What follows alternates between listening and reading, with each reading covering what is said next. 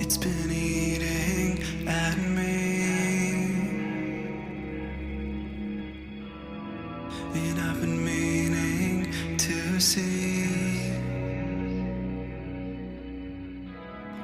just what it means to be who I've been trying to be.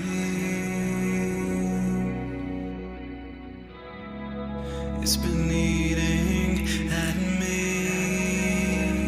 It's been eating at me.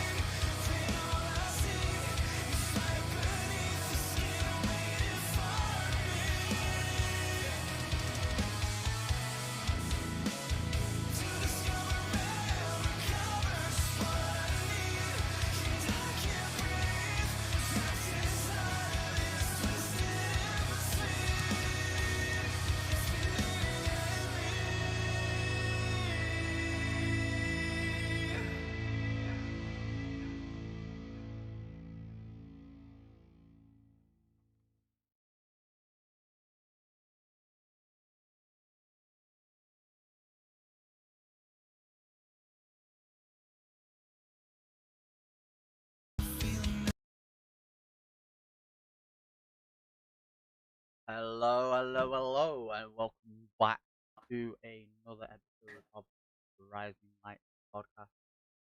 The podcast that talks content creation, maybe some rising stars. Again, uh, my bad.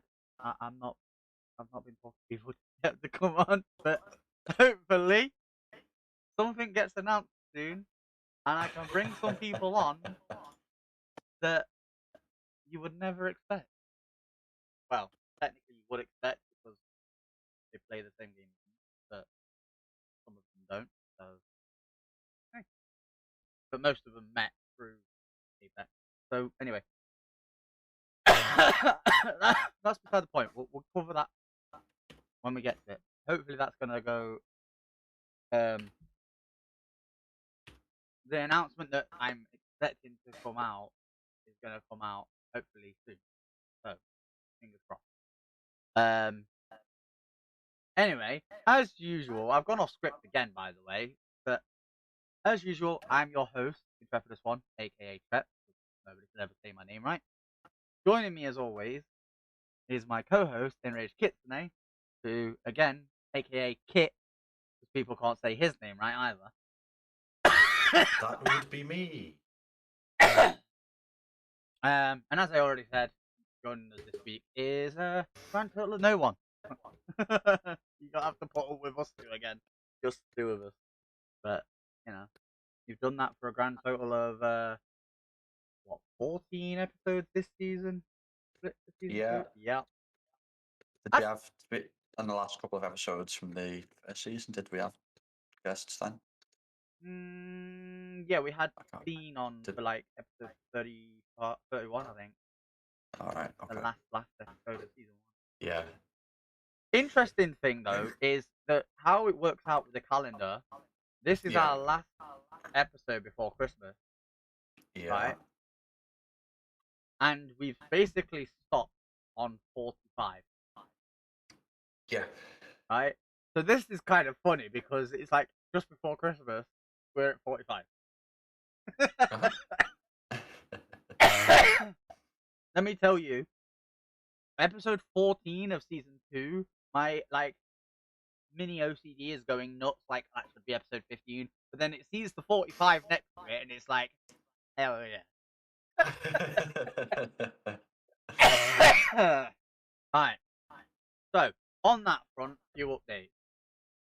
I needed to speak to you about this anyway, Kit, but I Okay. personally don't think we should do an episode on New Year's Eve. Fair enough. So obviously, likelihood is I'll be chilling with the fam. I don't know whether you have plans to go back to your mum, dad, chill with your fam or whatever. But you know, holiday period, like most of the time, people are going to be hanging out, chilling and shit. And for the most part, let's face it, New Year's Eve, we'd be finishing 2 hours before it goes into the new year. Not really any point. No. I have planned a New Year's Eve with the lads anyway. There you go then. So that saves us both a trouble. And then yeah. that would mean that our next episode would be on the 7th. Yep. To the new Now, year. if the announcement that I'm expecting to come out comes out, I am very likely to be otherwise disposed on the 7th, the 8th, and the 9th, depending on Right. how well the 7th and the 8th go. Okay. So it may Well, have to be that the means weekend. we're going to have to do. It may have to be a weekend after. Yeah. We're going to have to do a mega episode on the 14th. 14th. I believe it would be 14th. Yeah. Yes, Actually, such a big episode is probably about right to start the new season. Then. Yeah. Maybe we do that. Maybe we do that. Me and you can talk about that over the next couple of weeks. Yeah. We'll sort that out. We got a lot more episodes in the first season than we did the second. Yeah. But we switched format for the second. And if we do like, this is gonna be funny because people are gonna go, you said do. If we do the like third season, if you will, starting on the 14th. Yep. Right. And the announcement has gone out, then that would be a pretty big thing to be part of the like initial first episode as well. Yeah, So and we can see about doubling our efforts between the pair of us, not yeah, just you, about getting more guests on more regularly. Whether that be we just decide, okay, we're going to try and sort it out so we have a guest, and then we have one without a guest, and then one with a guest.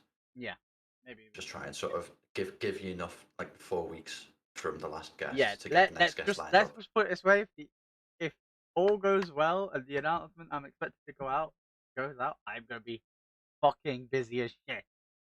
Yeah. Excuse me, I do have a cough. I have had a cough for a while. I was muting myself on the stream for the last podcast. That's how long I've had to fucking cough. Yeah, yeah. I'll say this now. I probably won't hold myself to it. I'll try and not. I'll try and limit the number of times that you have to laugh because I Yeah. know they usually trigger the coughing fits. Yeah, They always do. They always do for me. but Though some of these topics, I can't really guarantee that I'm going to be able to Yeah. stop you. going into the podcast stuff now, like now we've got sort of the introduction stuff and covering what's going to happen over Christmas, going into the new year out of the way. The song that we came into, as you can see on screen now, if you're watching on YouTube or live here on Twitch, was part of the plan, as per usual, and it was a song called Rail, one of their longer ones, specifically chosen for partly that reason. If you do exclamation point Cody in chat, you will get not Cozy, Cody. What the fuck am I typing? Fucking Jesus. You get a little synopsis of the lead singer in the middle on this music video. A good friend of ours, Cody, or Ray Found, who we had on episode 4 of the podcast, which was season 1, episode 4. So 41 fucking episodes ago. Holy. Yeah. And still my schedule has never lined up to where I get to see him. Either in my streams or him streaming, because I think he's actually taking a break from streaming. But in that command there, you will see that there is another command that's tied to our little promotion of part of the plan, which is exclamation point OT.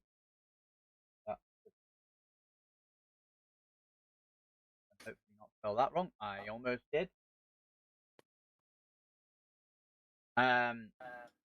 Whereby it will link you a Spotify playlist, which is their full discography, and a clip that basically was from the episode where we had Rafe on to talk about like the MCA stuff because it was all happening back then, and get their view on people using their music because they have done a couple covers of songs like The Hills, but most of their music is their own property. So I was like, we wanted to know like what's your view on it? Would you, as artists, would you have a problem with it? Like even if you I don't know, Kanye West like size or Dragon Force size kind of thing, would you have a problem with it? And they turned around and went, nah. Rafe basically said the band looks forward to seeing what people come up with using their music, whether it's just backing tracks for streams, listen to the music and enjoying it whilst they're streaming, and their viewership enjoying it, or whether it's using a song for some sort of like montage or whatever. They love to see what people come up with. So basically, have at it was their thought. Last thing on part of the plan and Cody is you can go and follow Cody on his personal Twitter, Cody J. Weldon, which is WELDON. Or his stream-based one, Wraithbound CA. And you can also follow Part of the Plan on Twitter with POTT_band. So be sure to go and show those guys and, you know, Wraithbound, Cody, whatever you want to call him, the love over there on Twitter. Awesome music. I've recently introduced them to some new people, which are people who I mentioned in the intro, I plan on asking to come on at some point. So who knows? Maybe we'll get what's their thoughts on Part of the Plan music when I'm doing this like intro bit when we have them on. If we have them on is what we should say. Because you know it's not guaranteed that they'll say yes, and everybody's in their own right to say no.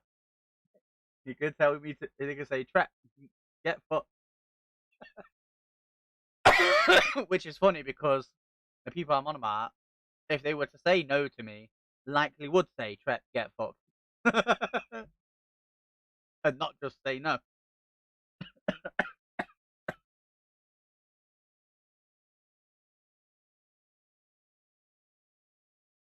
Oh, yes, I muted myself for that one. I was coughing.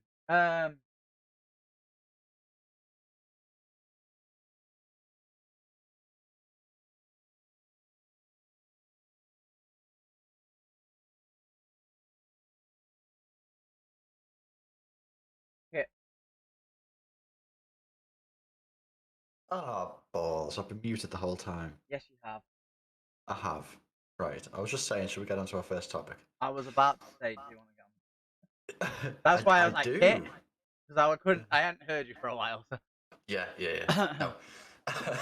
I'll Twitch just repeat recap. what I just said then. Yes, Twitch recap. It's that time of year again. Gets towards the end of the year. You have a look back at what we did in 2022. People should be having their emails if they've got their marketing communications turned on. I wish they had a separate toggle for this. Alternatively, if not, it does or you sometimes can go to the site. appear at the top here on the site. Yeah. Sometimes. Or at the bottom. Not always. You get a little banner.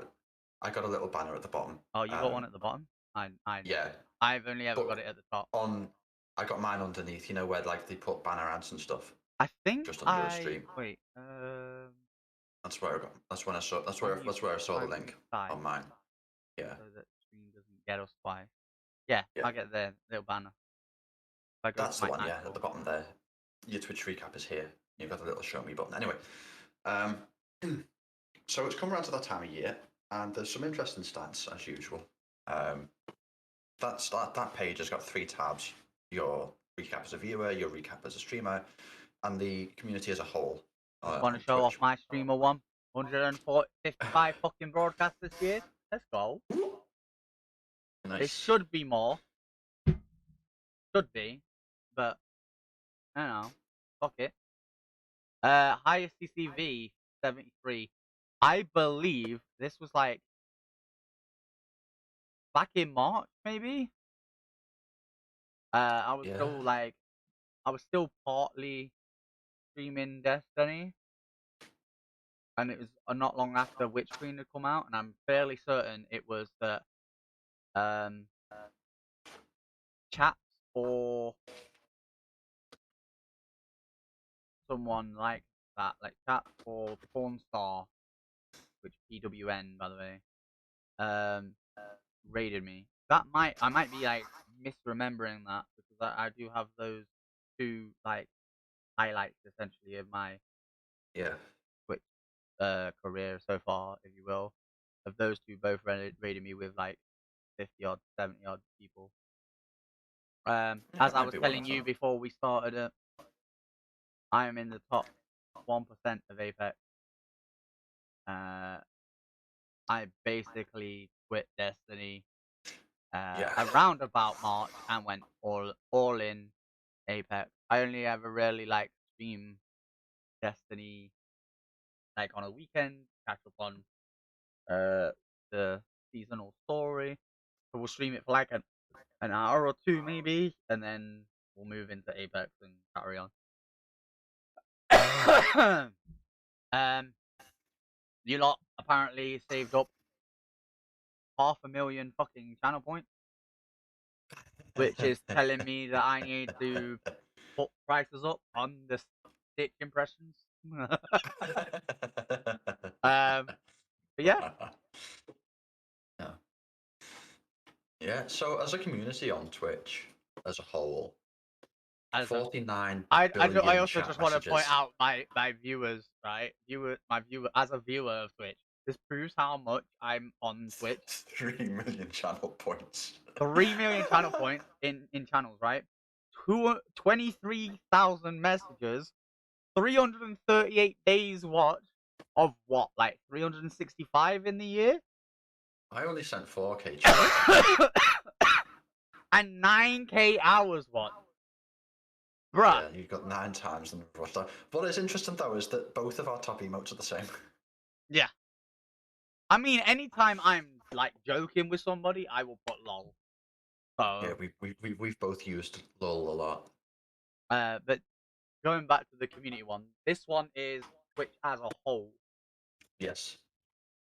There's So been 49 21 billion billion. chat messages. Yeah. 223,000 categories, right? Now I like this bit. If you scroll down to the purple bit, 11 million new streamers this year.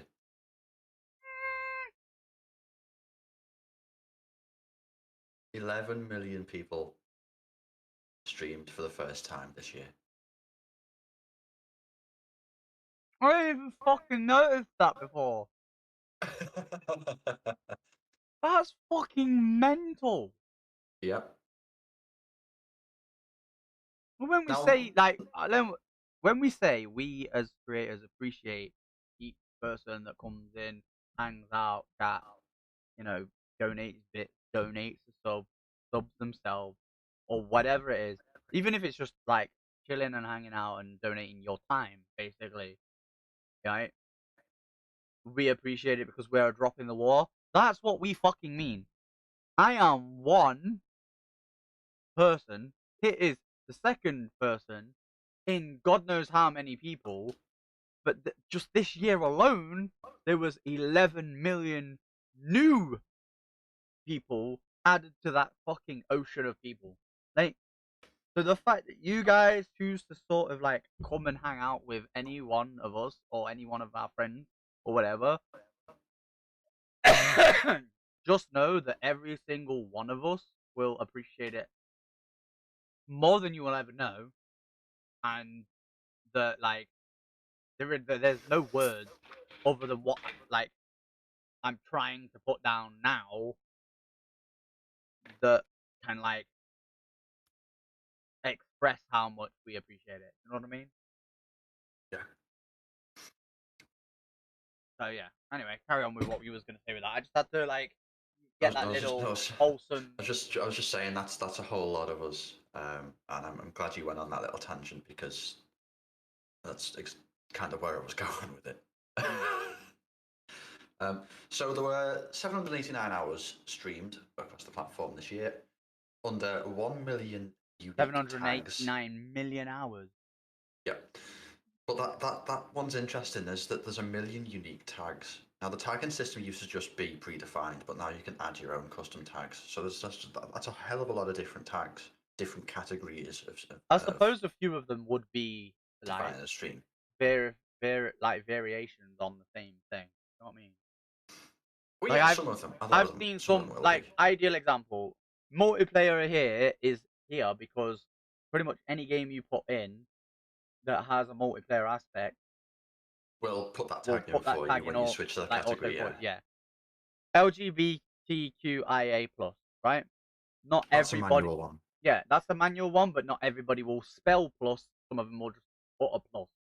I think they're probably including both with that, to be honest, because they are the same.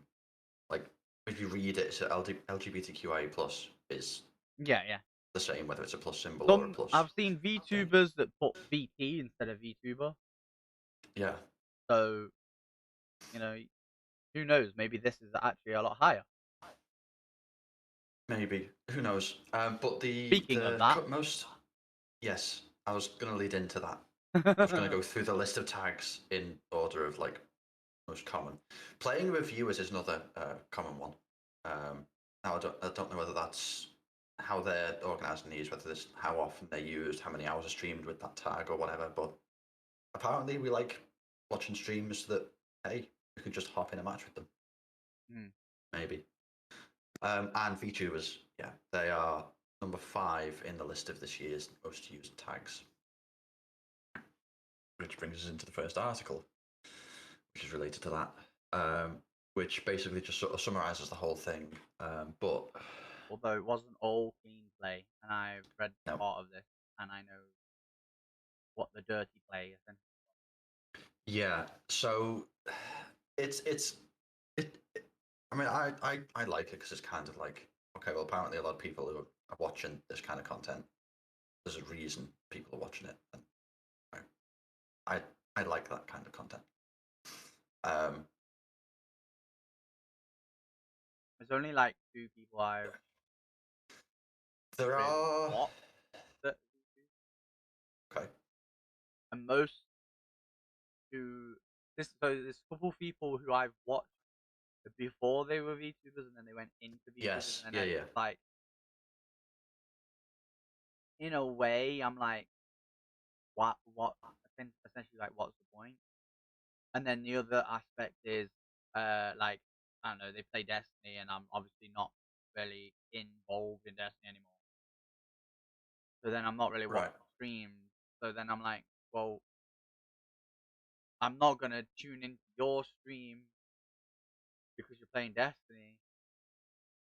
And so, you know what? I might as well just like unfollow you, and then I end up doing that. Not saying it's because they've become a VTuber, but part of me is like, I'm going to unfollow you because you're playing Destiny, and I'm not really bothered like about Destiny anymore. And they're not like actual friends of mine that I've met through streaming. They're like the bigger creators, yeah, and they'll like literally just exclusively stick to Destiny or something else that I'm not really playing. And it's like, okay, I'm gonna unfollow you, and then it's like I'll notice as I'm about like as I open the stream to unfollow them that they've like all of a sudden become a VTuber. It's like, well, it's not usually all of a sudden. There's usually a bit of planning that goes into it, well, but yeah. yeah, but like Seemingly. seemingly, Between you last seeing them and seeing yeah, them now, or well, not seeing them, seeing their avatar now. yeah. Um, It's like I don't know. A month ago you were streaming with the camera, so everybody knows what the fuck you're looking like. Like, what's the point in this kind of thing? You know what I mean? It's like okay, like whatever, do you? And I'm not gonna be here anyway, so bye. You know what I mean? But yeah, yeah. Um,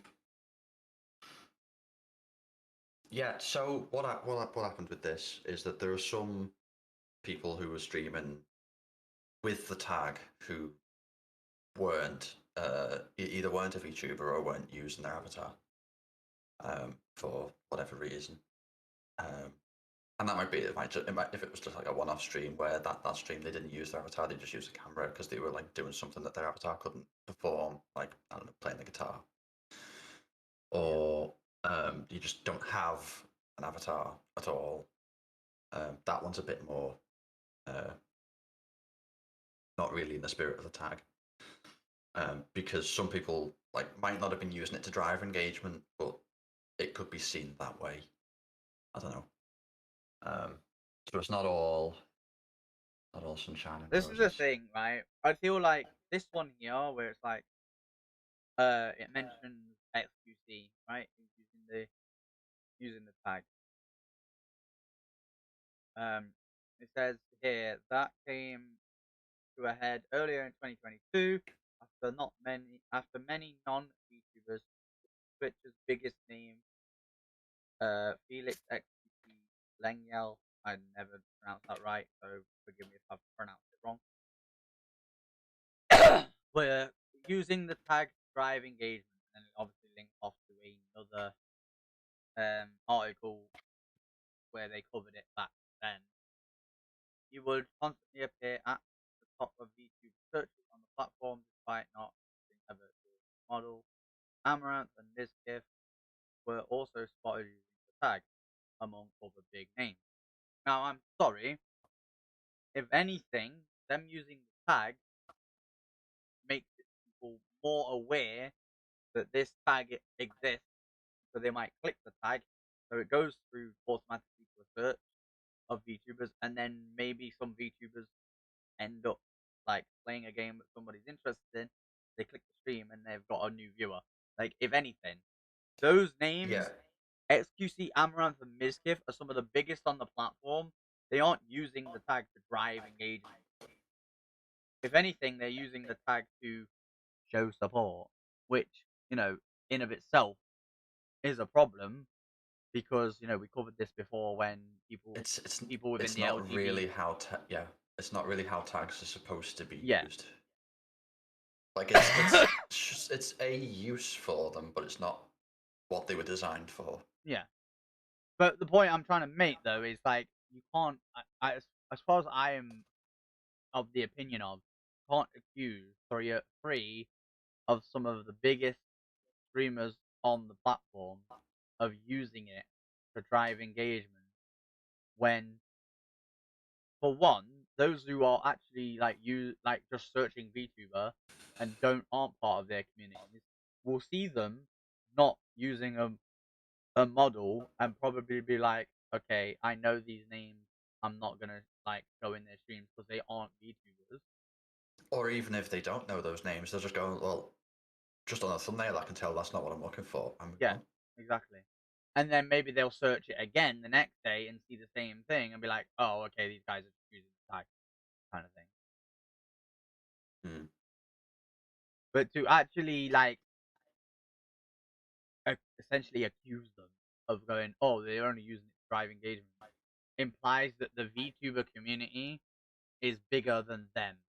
And whilst there are some pretty big VTubers, I'm pretty sure XQC's probably got them beat. Considering in this article alone, he is titled Twitch's biggest name. Biggest name, yeah. The point from there, though, is less them using it for that, but more the quote from Twitch or Twitch support, because they didn't shut down the practice, saying that they don't feel Twitch should be the judge of creators' personal or creative identity. Fair enough. I don't think Twitch should be the judge either. Yeah. However, this is a pretty clear case of like, this is a classification. It's not a personal identity. It's not really a creative identity. It's, am I using a virtual avatar or am I not using a virtual avatar? Is this me, like my person, or is this my persona? Like, there's a clear-cut difference there. Ideal example is like, my name means fearless, but trust me, growing up, I was anything but fucking fearless. Games were my escape, basically, right? So, where do you think my fearlessness came in? In the game. So where do you think I then all of a sudden decided, oh, there's a 8-foot wall there that I can climb over and jump down. I don't give a shit, and jump down. Where do you think that came from? Oh, I, done something similar in a game. Which I know, obviously, is like, you shouldn't replicate things in games. But I obviously jumped off like 6-foot walls and 3-foot walls. Like, I knew my body could handle it, kind of thing. It was just before I was like, oh my god, what the fuck? What if it can't handle it? And then I fall backwards and I smash my head, blah blah blah. Whereas after like developing myself as a fearless person in gaming, and not being scared to, challenge gunfights that I should lose in Call of Duty and shit like that, I was able to like essentially rewire my brain when I was put in that situation in real life and be like, well, I'm not gonna overthink it. Am I safe or not? Yes, I'm safe. Right, I'm gonna do it. And then if I ended up hurting myself, then I'd deal with the consequences. That was the way I looked because I developed that. You know what I mean? So in a way, like what I'm trying to sort of equate it to is a VTuber. Like most of the time, they show you who the person being the what does Nico, one of the biggest VTubers in the planet, what does she call it? Operator. Right? Oh yeah, yeah. The She operator has of the operator. model I wouldn't say she's. is Yeah. Nico the person, but then you have Nico the like creator who is the VTuber. That is who like Nico the person, the operator, sees herself as. You know what I mean? Like if you go into Yeah. my friend Carl's stream, Elder Cthulhu, Carl has a Eldritch model, which is,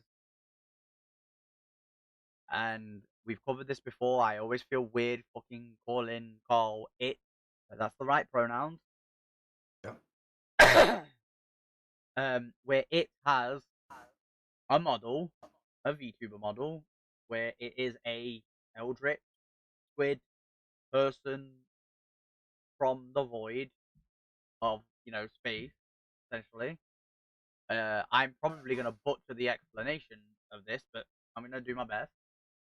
But then also, there's like another part of that like whole Elder Cthulhu that come through another character, and Carl has just revealed that on Twitter, and that's more of a feminine presenting character, Queen of the Crystalline or something like that. I forget what its name is, but the fact that like Carl is it obviously his the first model was more male presenting, so having a female presenting model that they can whip out every now and then or whenever, like doing special streams or whatever it is, kind of makes sense in my opinion, because it's like two different characters, two sides of the same coin essentially. So, I mean, it's two it Yeah. And it's again. VTube and Carl with would be able the to avatars and obviously stuff. explain it better because Yeah. it's Carl's idea, it's Carl's content, and etc. etc. So if you want to go and fucking like find out, I just said his name, its name, Its name. Elder Cthulhu.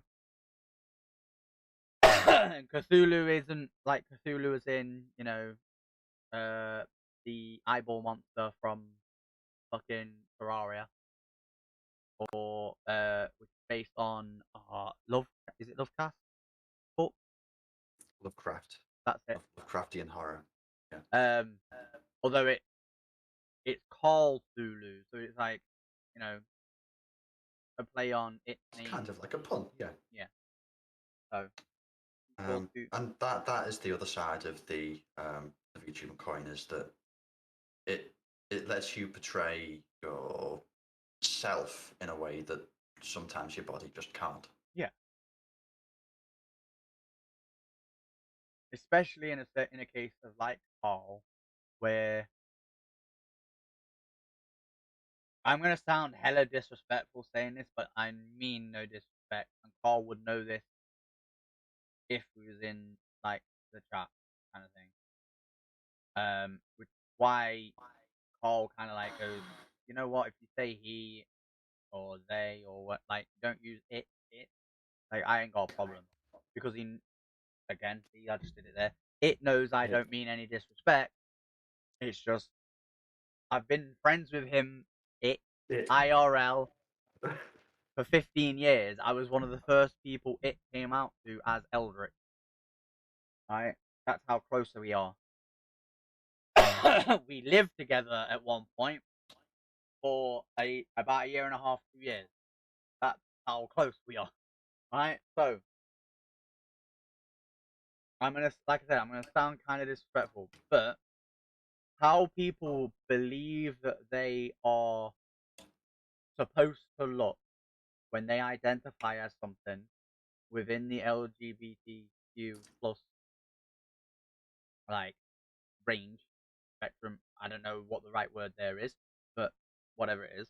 Obviously, Paul identifies as an eldritch god, which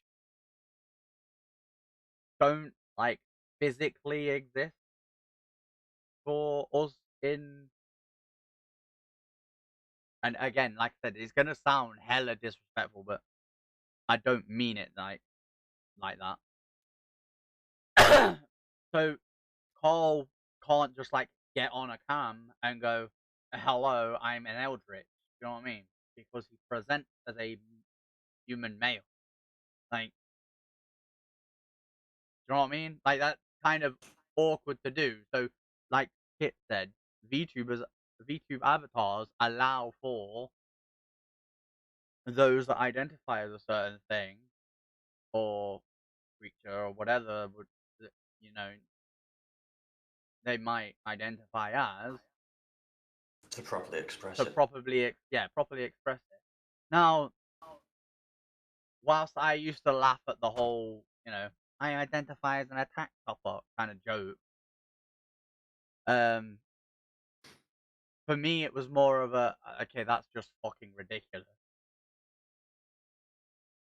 kind of laugh I rather had the than same a mindset, but more like it was less a, oh, you can't identify as something like that. It was more a, that's an inanimate object. Why would you want that? yeah. That was my thing. Was not that you can't. It was more a what the fuck like this. That's just weird to me that you would want that. Like at least sort of identify something that's actually physically alive. Like I don't know, a penguin. Like Be a penguin if you want. this is the thing, and I know fucking penguin's probably the wrong one because Piers Morgan, I believe, when he was discussing it on daytime TV, like said something about I identify as a blah blah blah blah penguin. Something like I can't remember exactly what his exact quote was, but he said something about him identifying as a penguin to sort of try and like discredit it and be a dickhead essentially. But my point is, right, like people be who they fucking want to be, and VTubing allows them to show that in a comfortable manner. So before I put my foot in it anymore, I feel like I'm gonna like not discredit. What's the word I'm trying to think? Disrespect anybody when I don't mean it. Let's move on. I think we should move on. So this is what Microsoft did when they axed Mixer. Alright. So what happened to Mixer and understanding why Twitch's competitor shut down? It turns out it's not as simple as they just didn't have the money. Because it's Microsoft, we know they had the money. Hmm. They have the entire Azure platform that they run behind them to try and keep it up and running. It's not as simple as, oh, well, YouTube's got Google, Twitch has got Amazon with their AWS, so Mixer should be fine because it's got Microsoft. It turns out you can't really run a live streaming platform just off of a big company behind you and a lot of money. Who would have thought? Yeah, I mean, those things would certainly help. But it's not the be all and end all. So yeah, so not long before Mixer was eventually shut down, it did expend a lot of money trying to get people on board, like trying to draw big creators with deals with like Ninja and Shroud and that. The exact figures I don't know. This article quotes approximately $30 million and $10 million They respectively. were the like The- main Yeah, rumors going around. main, yeah.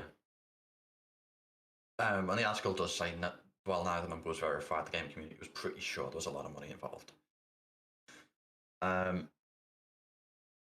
Now, a lot of people, including some industry experts, do think that Mixer failed due to its bottom line.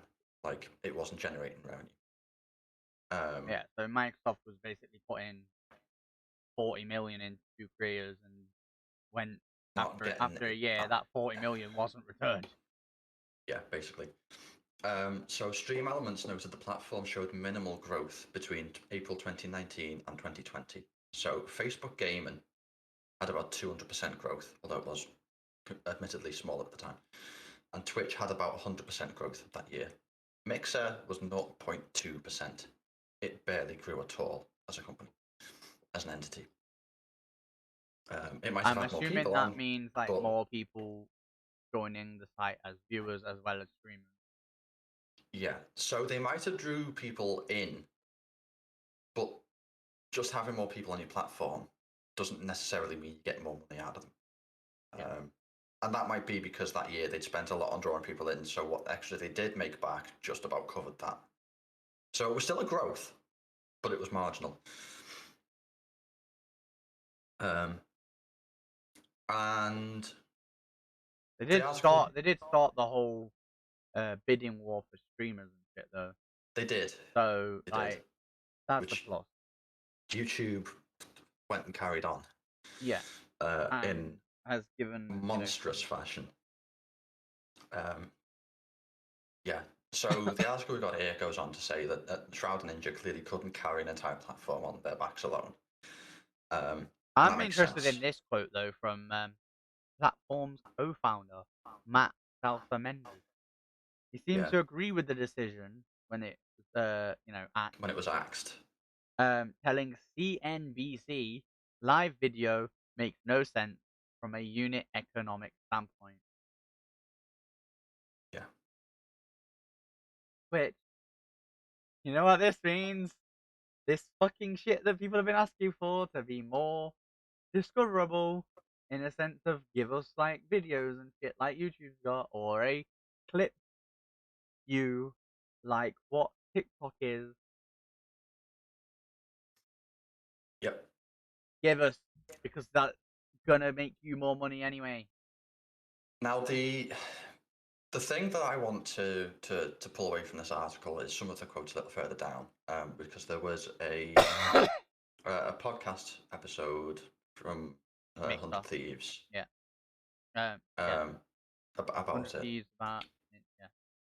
Yep, and he said we'd talk to Mixer and be like, "Hey, this is what's really preventing people from coming onto the platform," and they'd be like, "Okay, we've got to go through Microsoft." We tell them that, so it'll be like a year before we can make any changes. Now imagine if Twitch did that. If like we had the user voice and they go, "Okay, you know what? This is a really good idea. Let's take it to Amazon." Yeah. Nothing would ever get done, to be honest. I mean, it still does. No, but we get the odd. Okay, to give Twitch the due, they do have little bits every now and then. Yeah. So it is better than literally nothing, like Mixer got.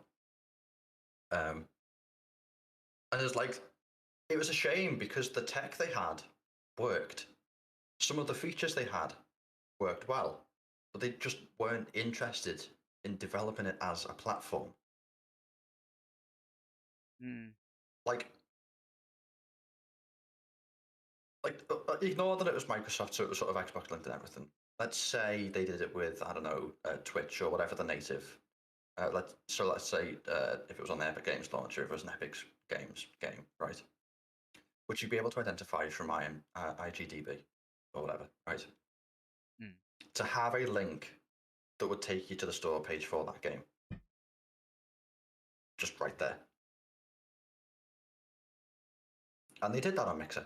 If you were watching Mixer, there would be a link, a little button, especially if you were using the Xbox app, that would just take you to the store page for that game. So you were watching someone in the Switch to a game you've not seen before, but you like the look of it and wanted to play it. There you go.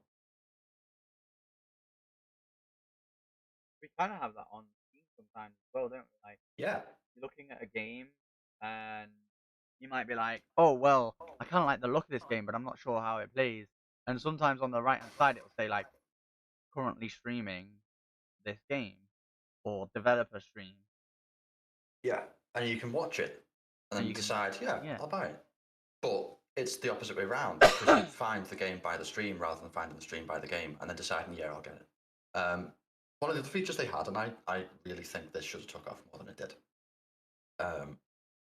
which is what this Redditor, Crosby, says, is that I wish Twitch would copy Hype Zone. Did you ever use Hype Zone when Mixer was a thing? No, so I was barely on.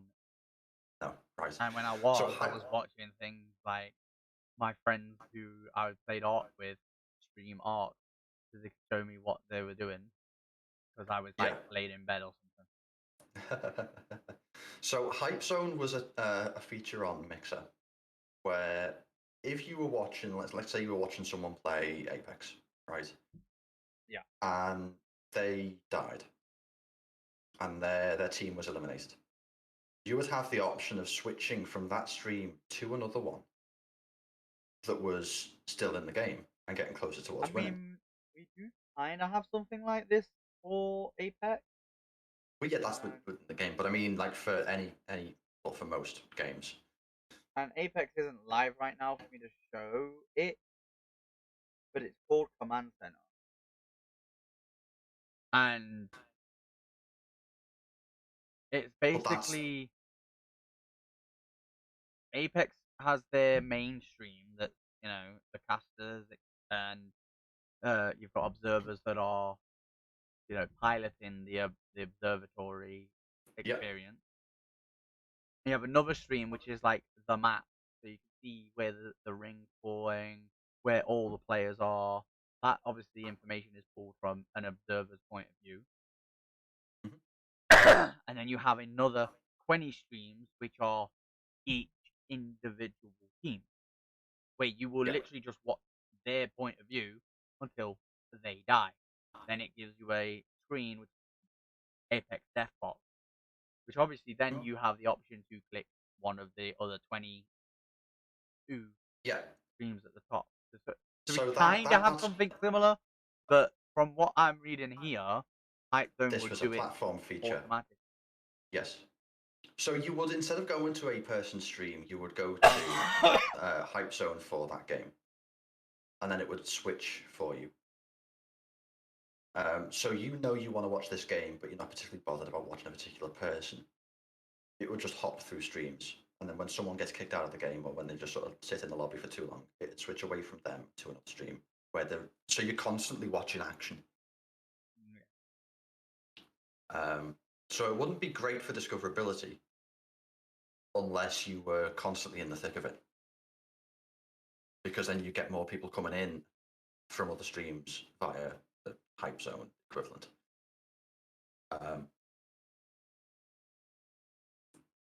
And the FTL protocol that they've got. So the way we stream now, and it's basically just RTMP to Twitch, and they ingest it, right? That's an old protocol. It works. It works well.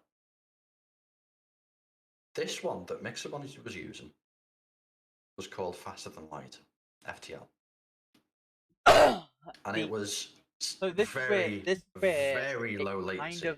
This is where it kind of annoys me that Microsoft just went, oh yeah, all you Mixer guys could go over to Facebook if you want, and you'll have all the things you would have had on Mixer, like partnerships and shit. Mm-hmm. When they made that whole fucking deal at the end of Mixer, or they could have give them the option to start all over again essentially on Twitch if they hadn't already had a Twitch channel. Yeah. Where it kind of annoys me that they didn't just turn around and go, oh yeah, these things that we have that you guys could make use of, Twitch, Facebook, who wants to buy them, kind of thing. Well, no, that's the thing, right? Is this protocol is tech for the low latency streams, so you can just be like rapid when you're responding to chat. Like as soon as you see a chat message, it comes in like as soon as you sent it. you respond, they've got the response like within a second. They don't have to wait around for like the stream to catch up and stuff from when you've like responded to their chat message to when they see it. Like they could just license that to Twitch, to YouTube, to Facebook. And like rent it, basically. Yeah, But bro, Microsoft would make bank off of that. What are you kidding? exactly. Yeah, like they don't even need their own platform. They just have like this fast FTL set of libraries for the streaming. Partner with OBS and all them to get it integrated, to get it like set up so they can just send, like, because they had it. You could send from OBS Studio to Mixer via FTL. Yeah. So all they've got to do is like do like the bare minimum work with like YouTube and Twitch to get their ingest servers working with this protocol. They know how it's set up. They can just point them to the existing ones, give them a bit of documentation, show them an example. It'll take what, a couple of But months? then it comes down to then would YouTube and Twitch want to pay? You know what I mean? And Yeah. And it would come down to how much they would charge for it. and maybe that's why they ended up making some sort of deal with Facebook for the creators to go from Mixer to there, because they were willing to turn around and go, yeah, do you know what? All the progress they've made over there on your platform stands for something to us. Whereas Twitch and YouTube weren't like prepared to say that. You know what I mean? Yeah. They were like, well, who knows? Maybe their community don't come over to Twitch. Fuck off. Like, off you go. No. I mean, people like Drago, Dragasnuff, and Resolute Maverick, they both used to stream on Mixer because they both streamed from an Xbox, and That was the simplest way to do it. the simplest way to do it was through Mixer. And obviously, they were both like the equivalent to affiliates over there, and they lost everything basically. Moved to Twitch, told everybody they were moving to Twitch, and what happened? People fucking followed them. Yeah.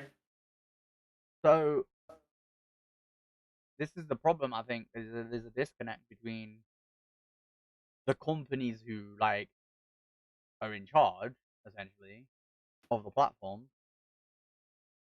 and the creators themselves. Is like, for the most part, if I was like, let's say what happened to be potentially happens,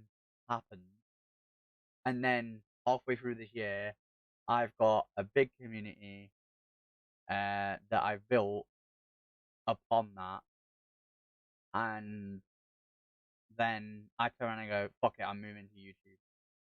And I tell the community, oh, I'm moving to YouTube. You really think like most of them won't just go, oh well, the one different web page to like change the like change the web like browser, instead of twitch.tv it's youtube.com. Like, you really think that's going to make much of a difference for most of the community that any particular creators built? No. The problem with people like Shroud and Ninja is not all of their community that's watching them is there for them or for the game. Sometimes they're there because they've like had moments like Mixer's like, what do you say to me, you little shit? Like things that have been memes. You know what I mean? So some people are like, Yeah. oh, I want to be in there in case he says something like this.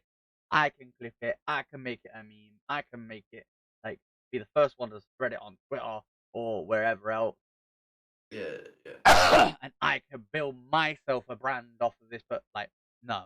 For one, it's their fucking content. People aren't going to be bothered about you who clipped it. Like, I clipped something that appeared in somebody's announcement video today, and whilst I commented on it saying good shit, like it's a good pickup, blah blah blah, and it was well deserved.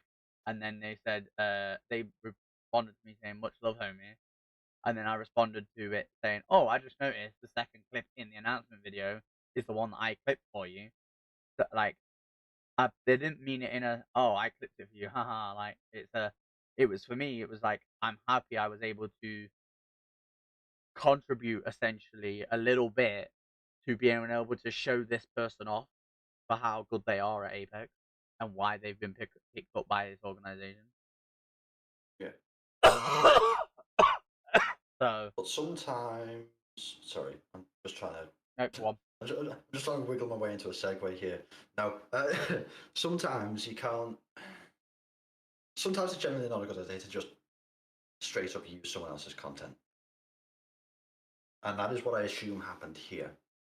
Because Twitch has removed a hate group from the list of approved charities. Now, you might ask, what was it doing in the list of approved charities to begin with? Did they not vet these things? Apparently not very well. So, last episode we mentioned that Twitch charities streams were like, they were making a big deal of this, that having everything set up on the API to make it dead easy for you or third party like overlay providers to have a charity stream up set up with like a usable overlay. Yeah. And to that end, the donations that go to charity go straight via the PayPal Giving Fund. So Twitch don't take a cut of it, and then PayPal don't take a cut of it. It just goes to the charity, right? Yeah. What I think has happened is they've just imported a list of the charities that are on PayPal Giving Fund that have been granted charitable status. Now, the UK government, we know they're not all particularly wise. For anybody who doesn't live in the UK, they're fucking shit. There you go. Yeah. So they granted this group charity status in 2020 or 2021. God, so 2021. Recent anyway, 2021. It does say in the article. Yeah, it says April 2021 in the article. I'm looking directly at it. Yeah. Anyway, they are fucking stupid. So They are. And it's a UK-based group that, well, they're opposed to trans rights, and that's not a good thing. Yeah, exactly. And on that front, for one, I don't want to give them any more press. Yeah. So But they're not in the list of charities. Good work, Twitch. Now just make sure to vet your content next time. Exactly. Also, UK government, how about you fuck these people off and quit being dickheads? Moving on. Yes. Twitch, Another thing Twitch is doing. Twitch is listening to me. I read this. I had to. Yes. They're fucking listening to me. What the fuck? It's not much though. So they already had stream display ads that would show up this way. They just didn't show up this way all of the time. They still had mid-rolls and stuff. Yeah, but I was saying when we were talking about ads before, make them less intrusive. Make them all these banner ads, right? Not the fucking full-blown screen ad. They're fucking listening to me, bro. What the fuck is that? They've made a few changes. They have a banner ad system in place already, and they're making a couple of changes to it, because what is currently happening is when you get a banner ad pop up below the stream, the width of the video player shrinks a little bit. Sort of like they just shrink the whole video window to make space for the banner ads just below it. They're changing that, so the width of the player will just be the full width of that section. So you can, if you're watching us now, you'll see the difference. It's fairly minor, but it just means you've got less of a gap between the bottom of the player and the banner ad, and they're just going to do the same thing on desktop. So you'll see your content should stay the same size. It won't, you won't notice a change when there's an ad. Just all of a sudden there's an ad below it, and then the ad below it disappears. That's it. No change to the size of the player. Nothing. This is the thing. When we talked about it, and I said about like make it all these banner ads like less intrusive or interruptive, like I basically said, didn't I? I was like, look, we understand as creators that Twitch has to make money by selling ad space somehow, right? But the fact that for a viewer they have to miss like 3 to 5 to 10 minutes of, like, depending on what ads you run. Coincidentally, right now I've got fucking auto ads going on my the stream for it, so this is kind of funny. But anyway, people can't hear the conversation, So for 3 minutes right now, because we were at like 30 seconds left on mine, right? People haven't heard me talking about this. They're all here live Oh in the stream, no. right? Oh no. It's almost like Twitch knew this was coming. But this is my point though, right? So we need to like have these things in place where you can still sell ad space like they can with these like banner ads, right? But at the same time, it's not intrusive to the overall viewer experience. And also, 9 times out of 10, they're always the same. Hey, Granny, I made the job. Like fucking ad that's like annoying as shit. Oh, I know exactly the ad you're on about as well. God damn it. Oh, right. Like we get it. I got it fucking 3 months ago when I first heard the fucking ad. You got the bastard job. Piss off.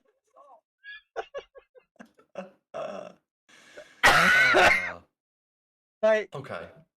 you know what? My point is though, like, they're repetitive as shit. Yeah. At least with the banner ads, there's no sound. So obviously it's less intrusive. They can still listen to the fucking stream and have conversations and shit. And Twitch still makes their fucking money. And also, it's still eye-catching. You can still go, ooh, I need that. Click the ad, go and like order something from fucking Amazon or whatever it is. You know what I mean? Mm-hmm.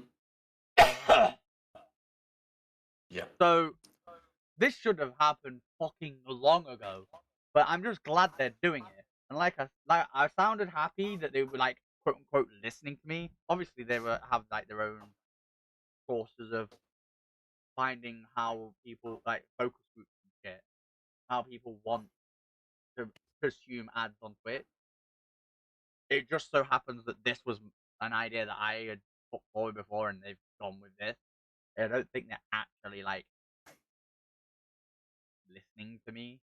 You know, I don't think they're actively finding the Rising Light podcast on Spotify and listening to it and going, do you know what?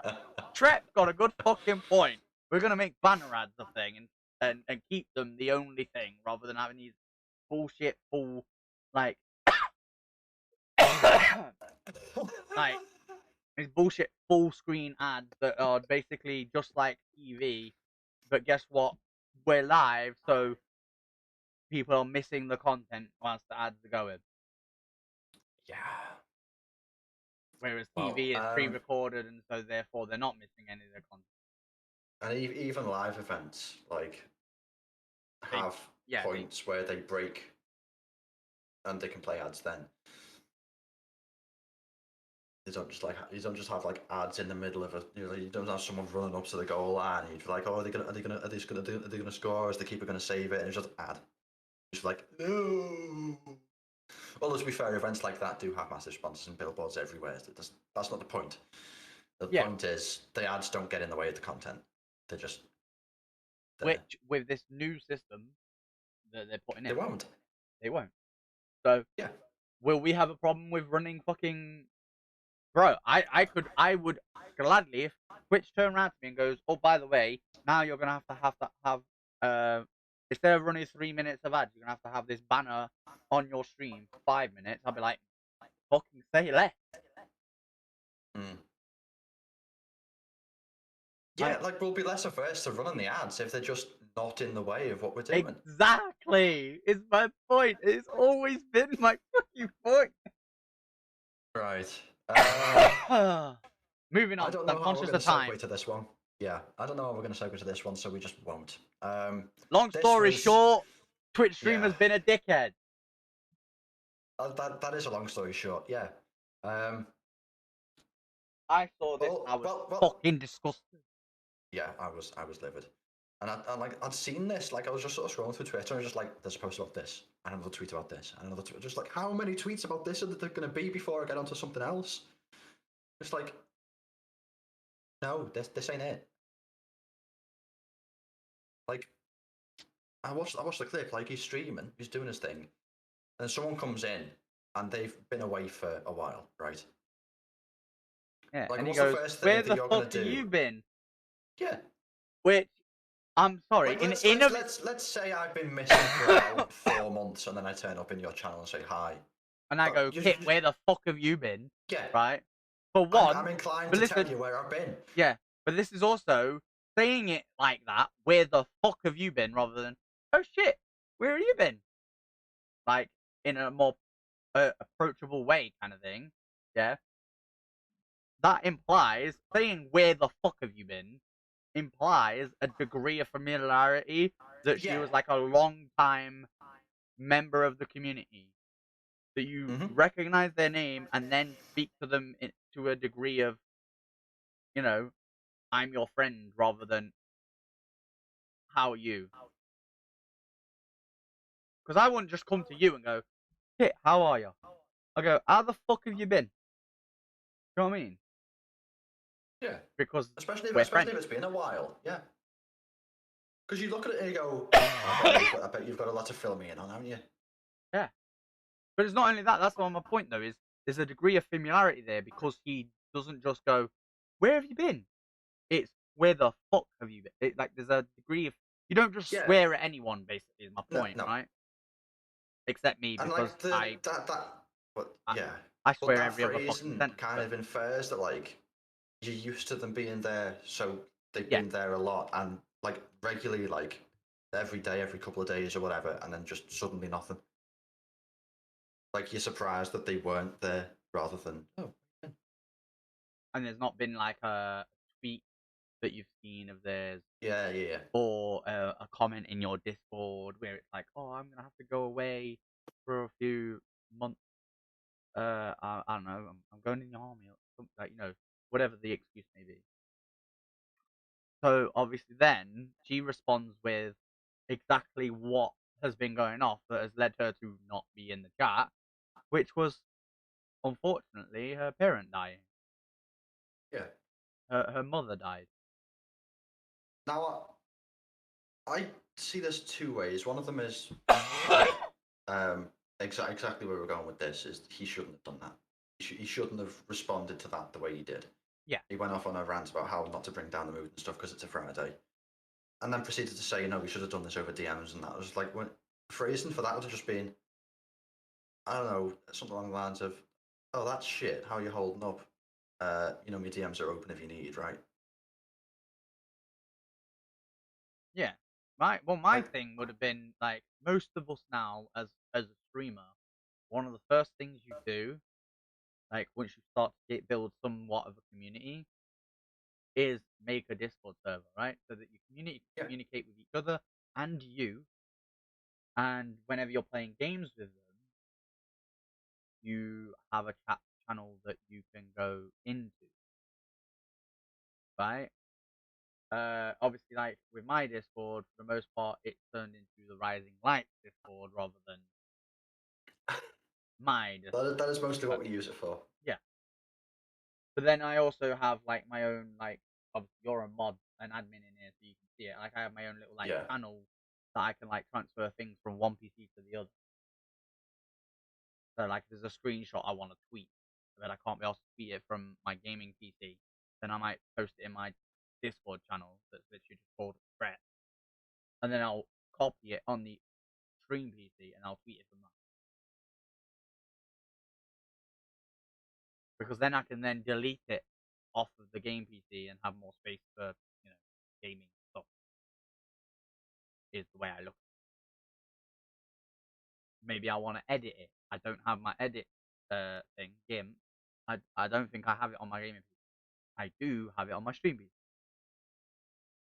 Like, you know what I mean? Like,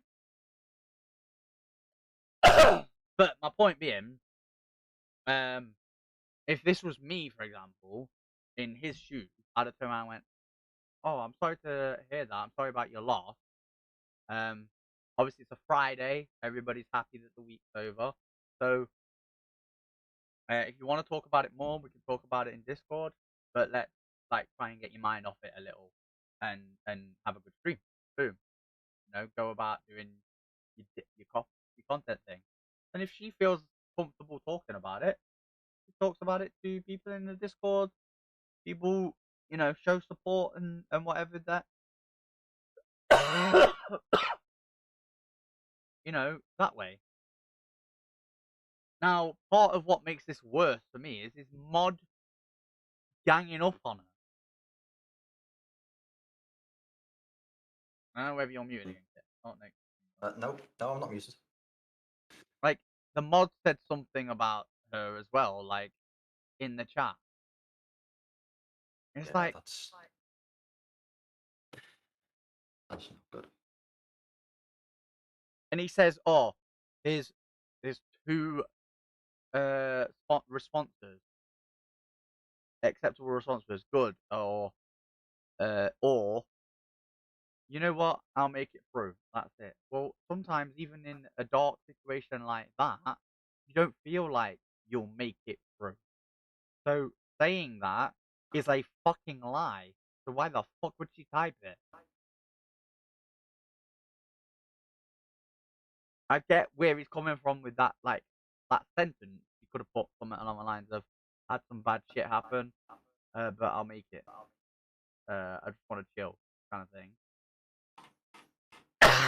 But like I said, if you imply a degree of familiarity, even, that, you know, valued member of the community, probably a VIP. I don't know. Like, looking at it, is she a VIP? I'm not even gonna show the clip because I don't want to. But like, somebody who might be considering for VIP, we'll put it that way, right? Depending on how you choose to work your VIP system on your chat. Yeah. Some people just, you know, you save points, I'll give it you, kind of thing. Some people are save points, I'll give it you for a month, and I'll take it away again. Mm. It didn't look Some like it, but it might have been taken off because she was in there for a while. for some people, like Civic, Anyway, for example, yep. he will do a like VIP for a month, and if he's somebody who he knows is going to be there for a long time, me, then he won't take it away. It's like, well, you are a Yeah, well, VIP. yeah. That or it's just like, well, you're just going to claim it again next month anyway. Yeah. Because you hear that often. I think I have like 300. In fact, I've got his stream open in the background. Let me have a quick look. Pretty sure I have like 300k. Yep, 309k in Civic's channel alone.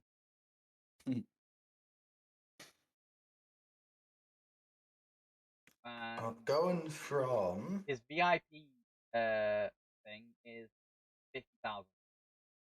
So,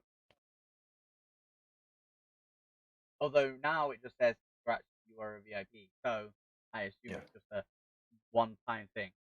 But if it was a monthly thing, in the example used, then it would be like, okay, I'm just going to be able to do it for the next 6 months, and then guess what? Those 6 months, I'm also earning points. So I'm going to be able to do it for probably another 6 months after that. Like, there's literally no point in taking it away. That's like this month. This month is would have been my last month if I didn't take another 6 months, like last week. Well, congrats. They must think you're doing a fucking good job to give you that op. Oh no, not the job, me. Flat. Oh, you flat. Yeah. Oh, you must enjoy it then. There you go. Yeah, it's not too bad here. I'm going to skip over the next topic for expediency's sake, and we're going to go from someone in chat not I being want there to for a say while. something about his quote unquote apology, right? Okay. He's trying to apologize, in my opinion, Yeah. save face, and That even is what it then, looks like. and this is the thing, from what I haven't even watched the apology, right? But from what people have like said on Twitter about Why his would you title apology, the video something for Twitter? because he feels like it's just Twitter trolling him is the whole point of like the quote unquote hate that he's getting, right? Wow. He thinks, oh, Twitter's just trolling me. I didn't even notice that. I didn't even notice that before. But this is the thing. He apologized by saying he shouldn't have done it. He's been a douche, and attempted to explain his behavior by saying he was just annoyed by the repeated trauma dumping that had been happening that week. My mistake. That's like I don't know, fucking Hands, right? That we used to have in my chat all the time. We used to be in his chat. We used to have him in your chat, Bean's chat. I haven't seen Yeah. him in fucking ages. I think he's unfollowed me. I think he's just disappeared off the face of the planet as far as I'm aware. God knows what he's up to now. Right? God knows what he's up to. But that's like me turning around and going, oh well, Hans is as like I don't know whether he has like sort of gone fuck you lot, but that's like me turning around and saying, oh right, well he said fuck you lot, I'm not hanging around with you anymore because obviously I can't. And then me going, oh right, well that must be how Kit and Ronin feel. Fuck them. You know what I mean? Just because one person is quote unquote trauma dumping does not mean when you ask somebody where the fuck they've been and they choose to tell you, and it is something that is particularly dark, like a parent dying, that you go off on a fucking rant at them because they're already feeling like shit because their parent died. You just made them feel 10 times fucking worse when they came to your channel, presumably trying to For a escape. bit of relief, yeah.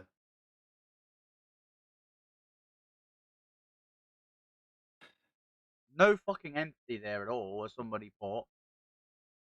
It was rude as shit. He's apologized to try and save face because he knows that now people who who don't agree with him have seen his true colors, and it's fake. It like all his past like fake positivity would have been that. Basically, a lot of people are now who are maybe part of his community are probably questioning. Oh, when he was really positive about this thing, was he actually being positive, or was he just doing it because it might benefit him? You know what I mean? Yeah. So this is why I always say, regardless of your fucking opinions on a given subject, unless it is, racist, misogynistic, hateful towards a particular group like LGBTQIA, like some sort of discriminative, be you. Be real to who you are. Because eventually, every fucker gets caught out if they try and be fake as shit. Yep. I will tell people what my opinion is of a given thing. Now, if I learn from somewhere that my opinion is warped, wrong in some regard, like let's for argument's sake say I hated trans people, right? And then I learned of some of the difficulties that they go through in life. Being born into the wrong body, essentially. And then like, oh well, that's actually quite sad, like blah blah blah. And I changed my opinion. Oh, I don't hate them anymore. Then of course I will, learn and become a better person from it. But at the end of the day, I'm not gonna when I hate like quote unquote hate them because I'm not. I don't. But I'm just saying like if I did, In this I wouldn't. scenario. Yeah, in this scenario, I wouldn't try and hide the fact because then I'm not being true to me, and therefore people who are getting to know me aren't getting to know me as Tom Intrepidus. They're getting to know some fake fucking person who doesn't actually exist, who's just doing things for a view, for a number, for added publicity or whatever. Like, you know what I mean? Like, it's just that person is a dickhead, basically. My point. And he's not just a dickhead because of whatever the view isn't a good view. He's a dickhead because he's not only lying to the chat and people who come and show support, but he's lying to him fucking self. And that's why I will always, for me, be true to me. If I believe something, you will know I fucking believe it. Yep. Therefore, and I'm part of me going off on this tangent is earlier I was in Little Thing stream, Yeah. one of the enhanced aim lot, she was playing with Void, a friend of Void called May, who I believe is also non-binary. I can't remember for certain. I know they're a VTuber, so there's one thing. But because of their they had a 4-stack in Valorant, because their 5th person, the random, heard 2 female presenting voices, he was saying, "Oh, your kitchen, your kitchen." Frick. Exactly. So obviously, part of me going off on this tangent is me being fucking still annoyed by that. But so somebody in their party, I can't remember his name, turned around and said, "Why do you feel the need to talk to them like this?" Like, and little thing, Cat, turned around and went, "Because he feels like he's like some big, huge, like masculine person, and he needs to back that up, if you will, with looking down on what he sees as a lower, like the lower of the sexes." And I turned around and went, "I'm not being funny, Cat. I would feel more masculine defending female gamers, or female presenting gamers is the actual wording I use, because who knows, they could be, particularly soft spoken and female, like voice wise, but identify as a man or identify as something else. You don't know."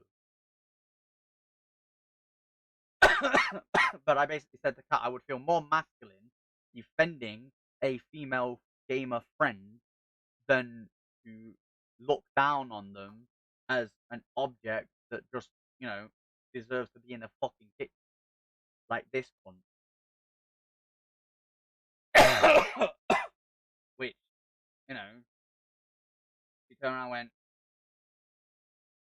like, "I know, Trev, it's fucking disgusting, innit?" I went, "Disgusting isn't even the fucking close to the word that I would use.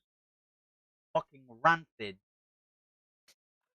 Like, a decay on society, that kind of shit would be the words I would use." But the problem is, because it's, not widely enforced, if you will, just yet, we're still, in a transitional phase where these dickheads can still get away with things like this.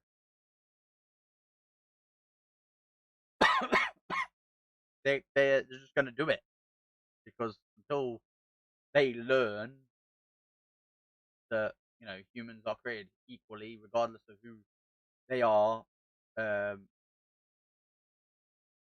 who they identify as, what genitalia they have, what color their skin is, what nationality they are, whatever. Till these kind of horrible people learn that kind of shit, they're just gonna do it because they can get away with it. Yeah. So, anyway, Just to stop. I did well, have a segue for this. I've forgotten what it was. chess boxing, I Yeah. don't get it. I heard about it. I was like, wait, what? They just make Yeah. a chess move and then punch each other and then make No, another so chess. it's kind of done in rounds. So like you have I think it's done by clock because it's blitz chess. So you play chess until one person's timer goes down to 0, and then if there isn't a winner by then, you go into a round of boxing. And if there isn't a clear winner, like by knockout of that, you go back into blitz chess. So you just reset the timers and carry on from where you were. And it goes on until someone wins by knockout or by checkmate. Okay, that's kind of an interesting concept, and I'm not Yeah, surprised it that is. Ludwig came up with it, because he's a smart ass motherfucker. Here's the thing that I didn't realize. He He didn't. didn't come up with it. Yeah. No, no. I didn't even know this was a thing. It's been a thing for a while. Oh, okay. Why? Who looks at boxing and goes, you know what this needs? Chess A little ball. more intellectual. Some intellectuals, that's what it needs. fucking welterweight division. Right. I don't want to cover it too much. We've got like 10 minutes. Yeah. Kick. Kick, yes. A while ago, we talked about Twitch cracking down on different types of gambling streams. Mixer came up before.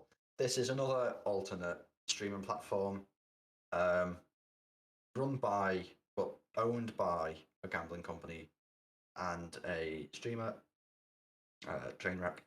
The platform is now in beta. People are starting to use it, and basically, it's mostly for people who can't stream on Twitch for gambling.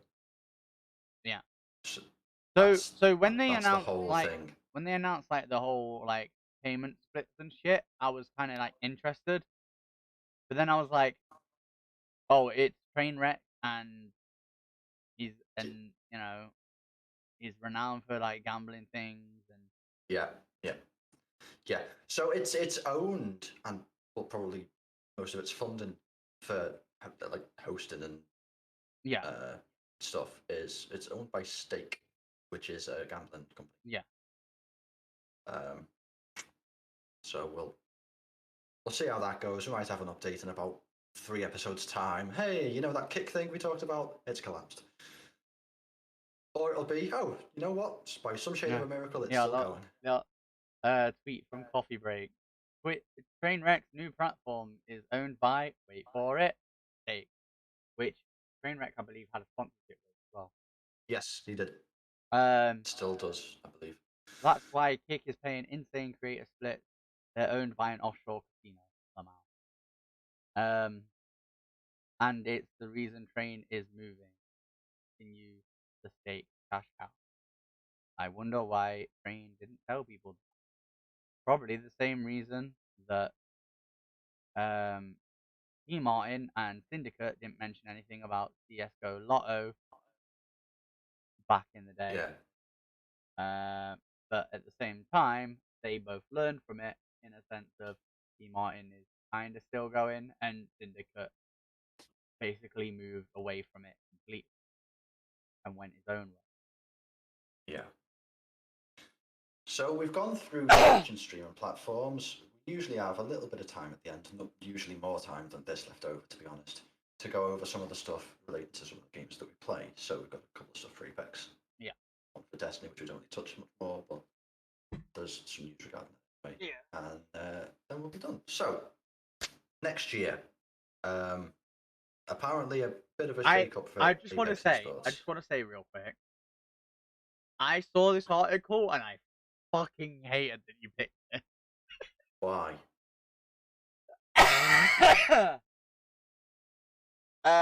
Because the 7th, the 9th thing is Challengers Circuit for Right. ALGS. If the announcement that I'm looking to come out over Christmas comes out over Christmas, I will be in it. That would be interesting. Yeah. So obviously I won't be able to be. And I I mean would that explains why I will be busy as shit because I'll be practicing a lot. Yeah. Yeah. And I will no doubt be hearing all about it on future podcast episodes. Exactly. But I can't say anything particularly like nailed down until the Because announcement hasn't come out. So yeah. So if there's an announcement, woo! If there isn't, well, that's disappointing. No, so next year, this article, the headline of this article is next year will make or break the ALGS and Apex Esports. And after a quick glance through, they do have somewhat of a point because there's been quite a bit of a shake-up about the number of teams and which teams and stuff are taking part. yeah, so 2 major teams, Team Liquid and Cloud9, have both just pulled out of Apex. Team Liquid it was more apparently they had a disagreement with EA and how they were like funding the pro side of the tournament and stuff. The rumor is that EA and Respawn are adding in like team-based skins to the game, Right. and rather than giving them a percentage, they're giving them a flat rate. Oh, come on. That's I thought we already had a standard established for this back from CS. so that is the rumor. We don't know for certain, but there we go. Cloud9, on the other hand, they've had apparently the same sort of conversation with EA, but also in the background, things with the pandemic and with like crypto and all that, like cost of living going up, like everything basically has impacted them and their sponsors to where the sponsors couldn't really afford to pay what they would normally do towards Cloud9 to help them with like salaries and shit. Right. So, So are they just like cutting certain teams out? So so they're downsizing? cutting like teams, downsizing, and sticking to like main ones. Yeah. EL, I believe, is sticking with just Dota and what's the Riot one? League. Yeah. Cloud9, I think they're just sticking with League because they've just sold their Halo roster and their Apex roster are now like restricted free agents. So, you know, who knows? But at the same time, we have had some big organizations join in the past year, being Optic just before the grand final, like the World, essentially, back in July, August time. And we most recently, when Nightdown came back from Halo, he brought FaZe with him because obviously he was on the FaZe Halo team. So yeah, that's another thing. So who knows? Like you could argue, yeah.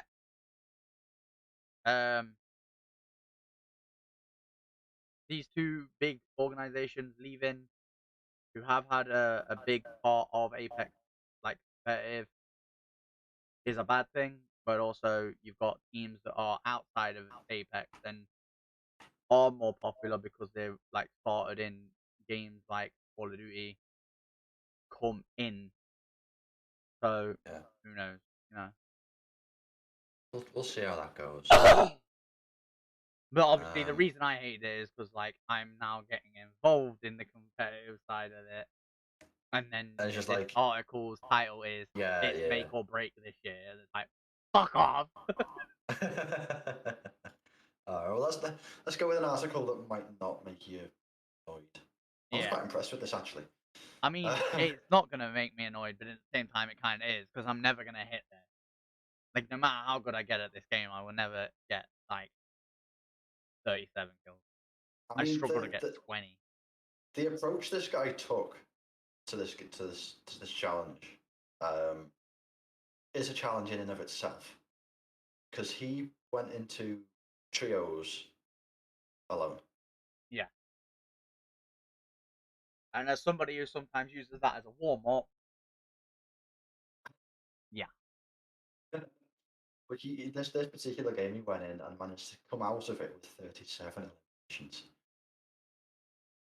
And I'm looking through the article quickly now, and I just that's more than half of like in a game a full game of 20 teams of 3 is 60 players. Yeah. That's more than half of the players in that game. And you've got to think that he doesn't have 2 teammates, so that's not 60 players. It's 57. It would be 57 other players, right? At most. At most. There might be a couple of teams that are only 2. Well, they might, yeah. Because solo queue, no fill actually does bug out. Team will like give a duo no other third. But I'm not surprised with the weapon to use. To be fair, there's some of the like most insane effective, weapons.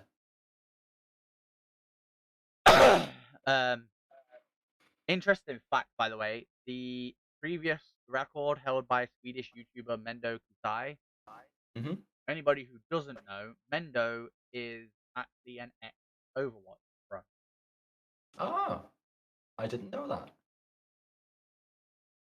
It was only set 2 weeks after release. Yeah.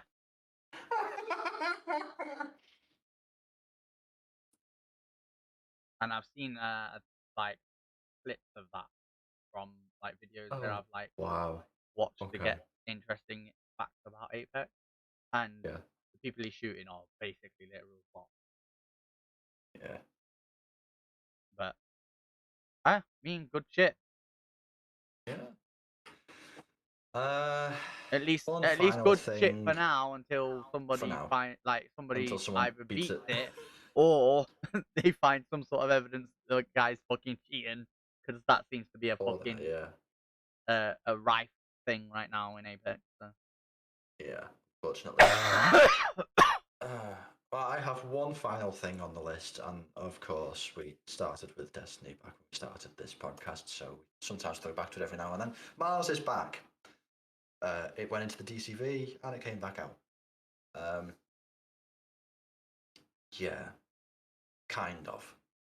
It's not. I've yet to play this, but I'm like once I'd seen people like mentioning it on Twitter, like Paul Cassie, or like I was gonna say, I assume this article is from because it's Paul, Yes.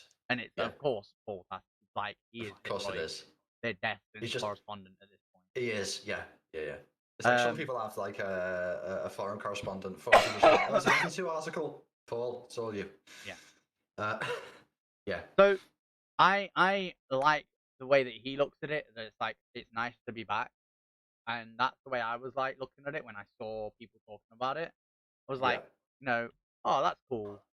That we go to, from what I've heard anyway. Like, I have mixed opinions because I've not I've played this season, but I've not played since Mars came back. That was like yeah, week I 2 or haven't. week 3. I haven't either. Now I do know I did recognize the. Do you remember when you'd have to make the you get like the 3 or 4 words and you'd have to find the node? Yeah. That's back. Ah. And I went through in it was in D2, wasn't it? When Yeah, Mars it was. first came. Yeah. I went through. This was back when I was playing it like a lot, and I was on Xbox. I went through and painstakingly found and ticked off every one of those nodes, and then for a while I just hadn't touched any of those. And now they're back, now I can go through and find them to my heart's content. Well, my thing Um, is like I'm happy because like Escalation Protocol, that whole like area of Mars, was pretty cool, right? The amount of times I just like had go kill Cabal or Hive, and I would just run around that area because I love like moving around that area in general. But I also see like people are not happy because they've had to pay another, you know, $10 for the season to be able to access to this when back when the DLC dropped, the Warmind, they paid 15 to they get the paid DLC then 15 as to well. get So the DLC. So, they've like, already paid for this location, and now they've had to pay again. I yeah, do get like that. I get that, but at the same time, it's like I still think Destiny should do a like work out its memory thing, whatever the case may be. But they should do a Destiny remastered, and it should be everything that's in the DCV.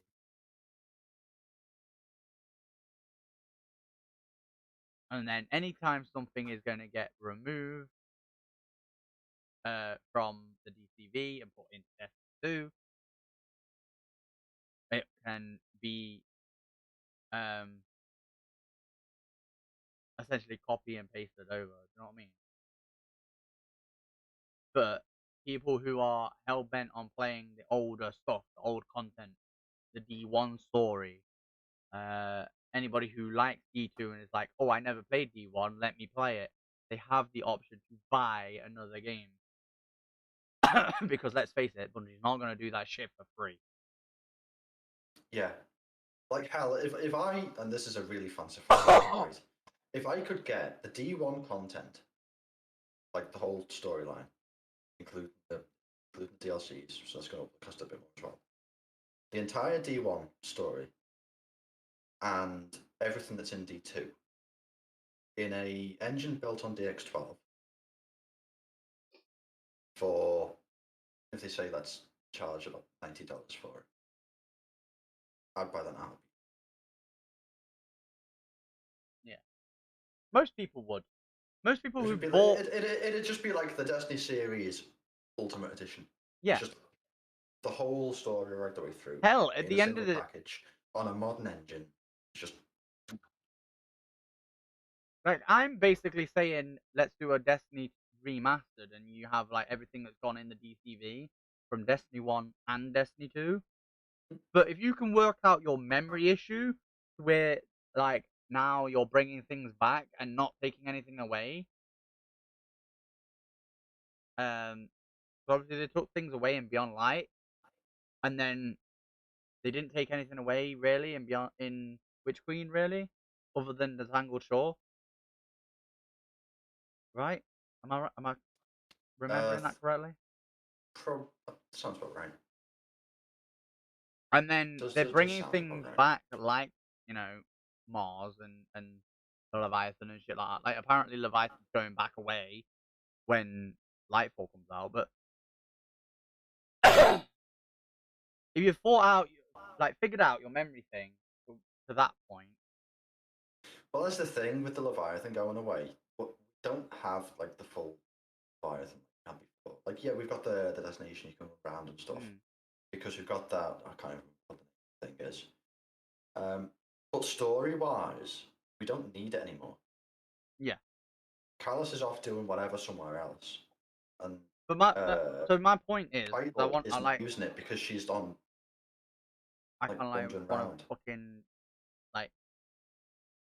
what's it called? Move along and get done. My main point though is like, I'm saying have a Destiny 1 remastered and then put everything that's been taken, like for all of D1 and then what's been taken from D2, like, and isn't available anymore in D2, and make it Destiny remastered. But if you can figure out your memory thing, like most other games have, like WoW has, like fucking Final Fantasy 14 has, like, or 15, whichever one it is. No, it's 14, isn't it? The online one. Yeah, I think so. Yeah. New World is adding more to it rather than, oh well, we've added the sands area, we're taking away First Light. You know what I mean? Like, if you can figure out your thing where you're not having to take things away, just make a whole new game essentially that is Destiny remastered, and then put everything from D1 and what was removed from D2 there. But then also at the end of the Light and Dark saga, which Lightfall's the end, right?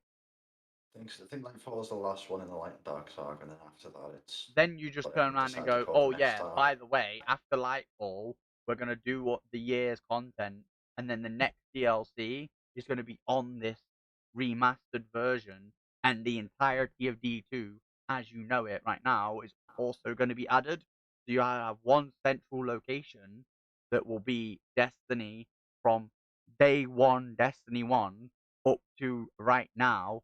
Everything is playable. Because the amount of new people that get involved in the game and have no idea who the fuck Cade is. Yeah, that's. Or it's like they go through the strikes and hear and go, oh, that's cool, who's this? And you just go, it's dead. Yeah. Or have no idea who the speaker is. Oh, that's a throwback.